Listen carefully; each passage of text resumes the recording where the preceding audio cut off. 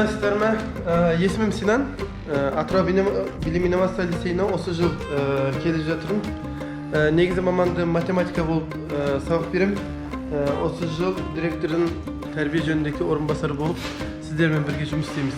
Барлық атыраулық оқушыларымызға сәттілік тілеймін.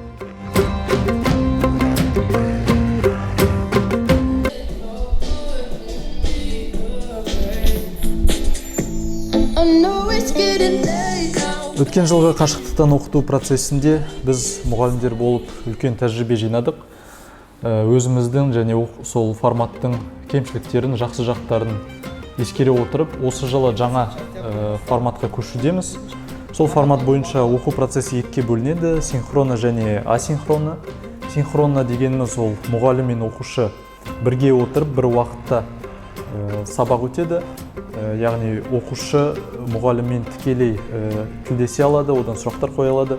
Ал екінші асинхронно процесінде мұғалім оқушыларға үй жұмысы ретінде, сынып жұмысы ретінде тапсырмалар береді, и сол тапсырмаларда оқушы өзі отырып орындайды. Осы форматта оқу жақсы өтеді деп ойлаймыз, и соған қарай дайындықтар жасап жатырмыз. Осы оқу жылы құтты болсын және барлықтарыңызға сәттілік.